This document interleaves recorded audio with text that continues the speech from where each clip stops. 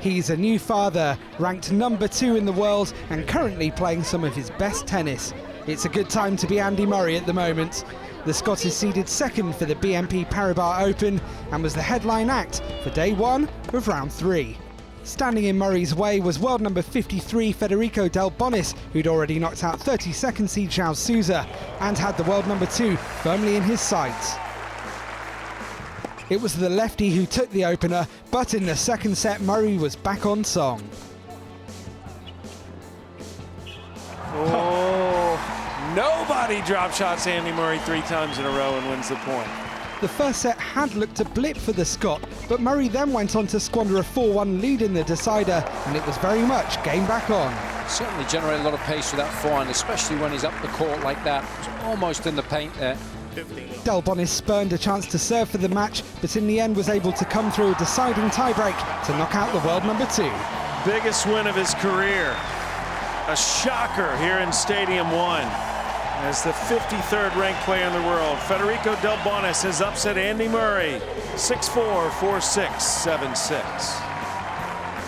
For the moment, I want to enjoy this kind of match, you know. Not every day you can play in amazing courts to amazing players and to get the win. And tomorrow I'm gonna start to focus on my match. I think it's just the conditions here I've just struggled with throughout my career. I've never really felt like I've played my best tennis here. The ball flies through the air very quickly.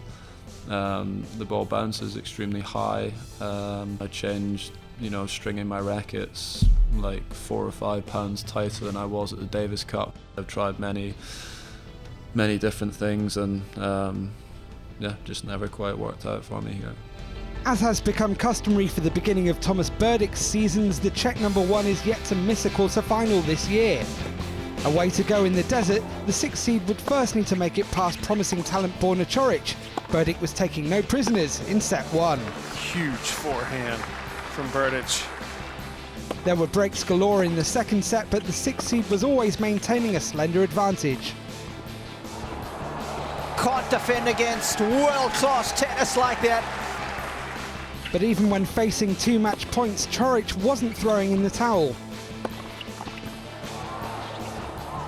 Oh, yes!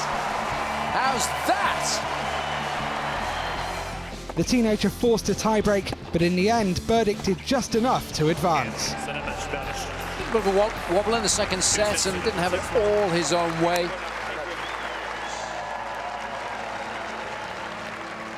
The always entertaining Gael Monfils took on Nick Kyrgios's conqueror Albert Ramos Vinolas. The French #3 was firmly on the front foot in set 1. The Spaniard put up more of a fight in set 2, but Monfils was always in control to move into the last 16 here for the first time in his career.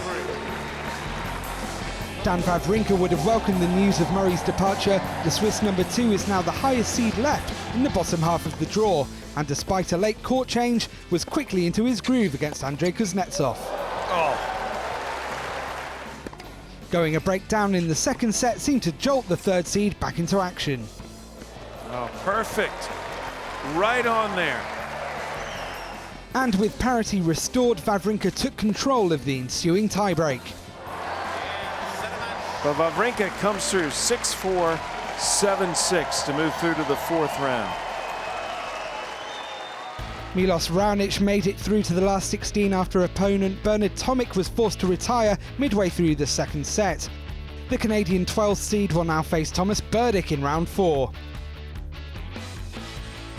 8th seed Richard Gasquet needed 3 sets to make it past former semi-finalist here, Alexander Dolgopolov. After losing the opener to the tricky Ukrainian, sets 2 and 3 were considerably more comfortable for the Frenchman. Marin Cilic is yet to drop a set in this year's tournament. The Croatian #1 was a comfortable winner over Argentina's Leonardo Mayer, 6-4, 6-3 the score. With Andy Murray the biggest casualty of the tournament so far, Tuesday sees the completion of round 3. Could there be more shocks to come?